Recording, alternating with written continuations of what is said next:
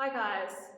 So following up from the previous video, when people ask me, should I monitor my blood sugars or should I check my blood sugar levels? And my response to them is yes, ideally you should if you want to be managing your diabetes optimally. Then naturally the next question is, okay, so when should I check my blood sugar levels? So this video I'm going to basically run you through when the best time to check your blood sugar levels are and why that is. So most people will just be monitoring their fasting blood sugar levels, and that is the first blood sugar reading in the morning before you've eaten anything. So it's when you wake up, that first blood sugar reading before you eat. And theoretically, your fasting blood sugar level should be the most consistent blood sugar reading with less day-to-day fluctuations. So monitoring your fasting blood sugar levels can be a good thing to do in between your HbA1c tests because it will pick up whether the diabetes is progressing and if something's happening, which of course then you need to go and see your doctor. So sometimes that's also what the doctors will recommend, or just monitor your fasting blood sugar levels. However, this is a reactive way to manage your diabetes because you're just waiting for the diabetes to progress and then doing something about it. Because if your fasting blood sugar level starts to creep up, that is a sign that the diabetes is progressing. The insulin resistance is getting worse and your overall blood sugar control is starting to deteriorate. So a more proactive way to manage the diabetes is to check your blood sugar levels throughout the day and specifically before and after meals. So I usually ask my clients to do one blood sugar pair a day. So I wouldn't expect them to be checking their blood sugar 5, 6, 7 times a day because their fingers would get sore and you don't generally need to do that.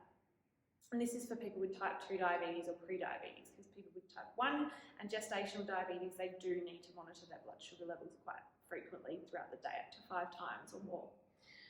Now, so what I get my clients to do is to do one pair a day. What do I mean by one pair? So basically, this is what a blood sugar diary would look like. You may be familiar with this. So I've got breakfast, lunch and dinner, before, after, before, after, before, after and before bed. Then we've got the days of the week going down, so Monday, Tuesday, Wednesday and so forth. So one blood sugar pair a day would mean maybe for Monday they would do before breakfast and after breakfast. Then maybe for Tuesday they would do before lunch and after lunch. Then maybe Wednesday they'd do before dinner and after dinner and maybe before bed.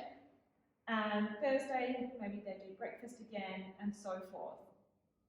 So when you do this, you get a nice profile of your blood sugars across the week. Because if you're only monitoring, or if you only do a pair for breakfast, so say you do before breakfast and after breakfast, then you don't necessarily know what's happening for the rest of the day. So your breakfast might be okay, but what's happening at lunch and dinner and then before you go to bed. So this way you don't have to monitor your blood sugars 6, 7 times a day, just maybe 2 or 3 times, and you get a really good overview, a good picture, and then you start to pick up on patterns. You'll start to learn for the specific meals that you have, how your body is able to metabolize the food and the carbohydrates, and what actually happens to your blood sugar after that. So when you're checking your fasting blood sugar, as I said, this is an indication of the diabetes and whether it's progressing. So if your fasting starts to creep up consistently, then it is something that you need to go and see a doctor about, because it does mean that there's more insulin resistance in the body, particularly in the liver, and the diabetes may be progressing. There's plenty of things you can do about that, but it's something you want to be you want to get your doctor to get onto that. So when you're checking after your meals, then you're really checking or seeing how that food is tolerated, how you metabolize it, as I said.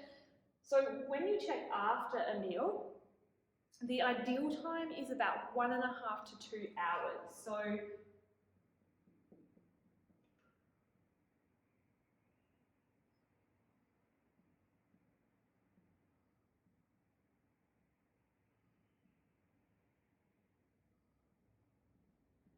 and why 1.5 to 2 hours? So you don't want to check sooner than that because the reading can be variable. So the 1.5 to 2 hours allows time for digestion.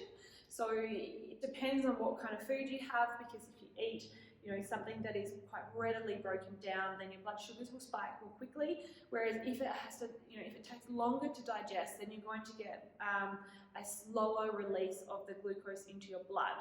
So the 1.5 to 2 hours gives your body time to digest that, and it also gives your own insulin, or your pancreas, time to release the insulin and for your insulin to have an effect. So the 1.5 to 2 hour mark, your body should have been able to get your blood sugars back down, and that is by getting the sugars or pushing them into cells. So if your blood sugar after 1.5 to 2 hours is elevated, it means that the body is struggling and the insulin is struggling to actually do its job properly. So the 1.5 to 2 hour mark is the optimal time to really make a proper interpretation of your insulin sensitivity and blood sugar control. So when you're checking then later in the day before a meal, so for example before lunch or before dinner, this is really to determine whether your blood sugar levels have come back down since your last meal. So obviously if you've had a snack in between that contains carbohydrates, then that's going to influence what your blood sugar is before your next meal. Ideally, after your whatever the previous meal was, so if you're checking before lunch, after your breakfast, your blood sugars should have come back down into the normal range, and we'll have targets. So the targets will be individual for that. The targets are individualised, but it's good to know your targets. So ideally, your blood sugar should have come back down within the desired range before you have your next meal. So if it hasn't, I guess then thinking back, okay, what did I have for breakfast? What is something that I can do to address this, whether it's reducing the food, the type of food or the amount of food that you had for breakfast, or whether you do something in between to actually try and use up some of that energy, like some sort of physical activity. So there's learning then what you can do to help bring that pre-meal blood sugar down. And then if your blood sugar level before your next meal is fine, then you can go ahead and have your meal as per the plan or whatever you were planning to eat. But if your blood sugar level was still a bit high before that next meal, then that would probably help you decide then what you're going to have for that meal. So if you're about to have a carb-heavy meal, or if you're about to have some carbohydrates in that meal, maybe you want to sort of rethink what you're going to have and how much you're going to have at that meal, because you're only going to add to those high blood sugar levels. And then so that carries forth. So if you're checking before dinner, thinking back, okay, what did I have for lunch? How much did I have? What type of food did I have? Was it that maybe that has contributed to my blood sugar levels? If it's consistently high, before dinner time, am I eating, is your lunch consistent and it is, the food that you're eating, or maybe it's because you're feeling more stressed in the evening. It could be anything. So you will start to pick up on these trends and patterns. Sometimes the blood sugar reading will be an anomaly. So, you can maybe drop back, okay, well that's a bit unusual. But I did have something different to eat, or I did do something different that day. So you can start to really join the dots. And then before bed is sometimes just good to know what has sort of happened in between after dinner and before bed, depending on when you go to bed, of course. So not everyone has breakfast, lunch and dinner at 8 a.m, 12 p.m. or 6 p.m. or whatever it is.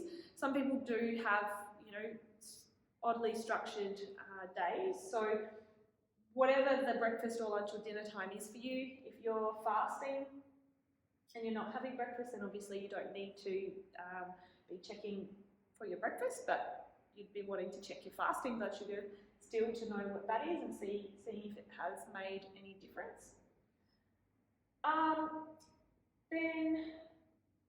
So when you're doing these pairs, it is going to help you, learn about the different types of foods that you're eating and how they will affect your blood sugar levels. But when you get this nice profile, you can also see how other activities or other behaviours will influence your blood sugar levels overall. So if you, for example, started walking every morning, then you will notice a change in your blood sugar levels, soon after your walk. And some people actually like to do that, check their blood sugar levels before their physical activity and then check it soon after, and actually see the change in their blood sugar levels. But if you did go for a walk in the morning and then you notice, oh, my lunch, the blood sugar levels before lunch are actually a lot lower, so you can see the results of these changes, and you can actually then work out, okay, this works, this doesn't work, this is working better for me on those days, and you can start to really tweak it.